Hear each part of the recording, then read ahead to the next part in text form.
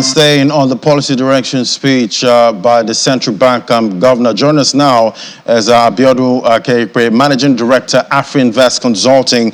Join us via Zoom. Great to have you on the show. Good morning.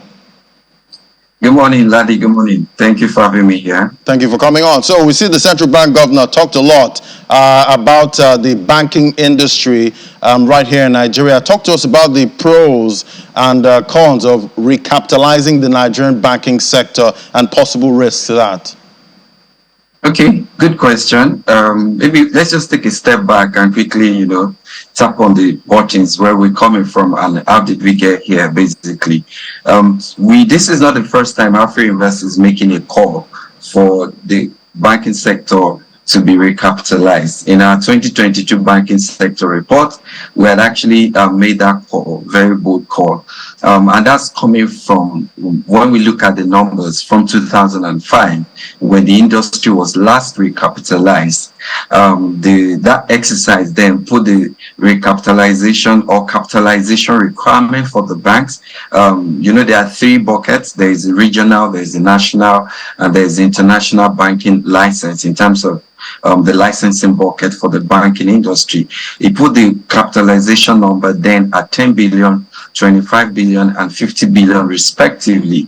But if you look at how the dollar, our foreign exchange basically has evolved between 2005 and now, Nigeria has had many episodes of the Naira devaluation, right? And if you dollarize that capitalization number for the banks, that means the capital for banks are quite more smaller than we had it in 2005, right? If you translate that 10 to 25 and 50 billion capitalization number to dollar using a rate in 2005, 129 Naira 35 kobo to the dollar in 2005, you would have 77.5 million, 193.8 million, and $387.6 million in terms of dollar capitalization number for the banks across the different licensing bucket. Now, if you put that in today's dollar terms, clearly it's going to show you how much more in terms of capital injection the bank needs. So we think on our computation to just dollarize the capital numbers for the banks from 2005 level, using today's exchange rate, we would need the banks to inject as much as 23.3 billion, 58.2 billion, and 100.6 billion respectively across their different licensing buckets. Now, the upside to this is that the banks become globally more competitive, right? What that means is if you look at Nigerian banks vis-a-vis other global peers across emerging markets, developing economies, across the advanced economies, even across BRICS, right? It shows you that Nigerian banks gradually can become more competitive and have the capacity to take on additional lending, create risk assets, manage their risk better. Right, that is the upside. Now, there's really no downside. The downside is just that there will be that competition locally for banks to raise capital. You would expect most of the big names that to come to the market to begin to raise capital. Already, we've seen a bank such as Fidelity, and I think the FBNH, that's First Bank, talk about the need to commence a rights issue program. Now, if you look at the shareholders' funds for these banks, just looking at emerging markets and developing economies alone, as of 2022 in dollar terms, right? For the first, in Nigeria, we have this classification we call FUGAs. That's the First Bank, UBA, GTB, Access, and Zenith, right? Those 5 banks on average has about 3 billion in shareholders fund. Now, if you compare that with South Africa, just looking at Standard Bank Group and the first round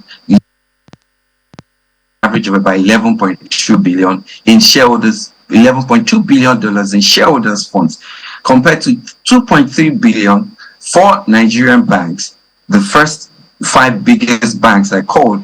That you have in terms of capitalization and the ability of these banks to take on large ticket transactions, whether domestically all or right, Mr. globally. All right, so definitely this is gonna, because yesterday I saw some, chatter already, about some banks already talking about, mergers, some already looking at acquiring, smaller banks. What are you seeing, going forward with this when this is actually officially, announced? Yeah, what we see is would expect these banks to come to the market. There is no two way about it.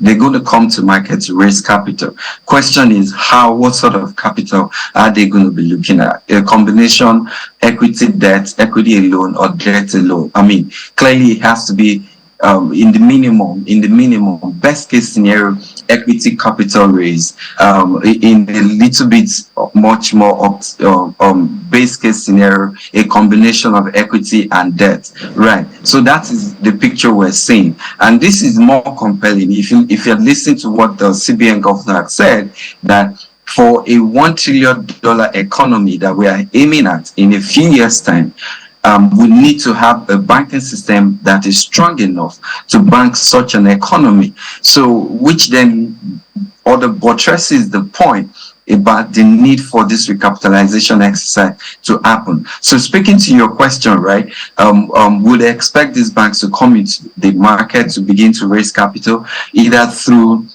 we expect to see a lot of rights issues taking place where that does not provide a window for them to raise the amount of capital needed. Then they might be looking at some sort of public offerings, which also can augment whatever capital they could raise, or a combination of both, and then the debt capital also. Right, definitely a lot to look out for. We're definitely waiting for that official announcement and how the banks actually manage all of this. Thank you so much for coming on the show, Mr. Abedu Kerekwe, Managing Director, Afrinvest Consulting. Thank you so much. Thank you for having me.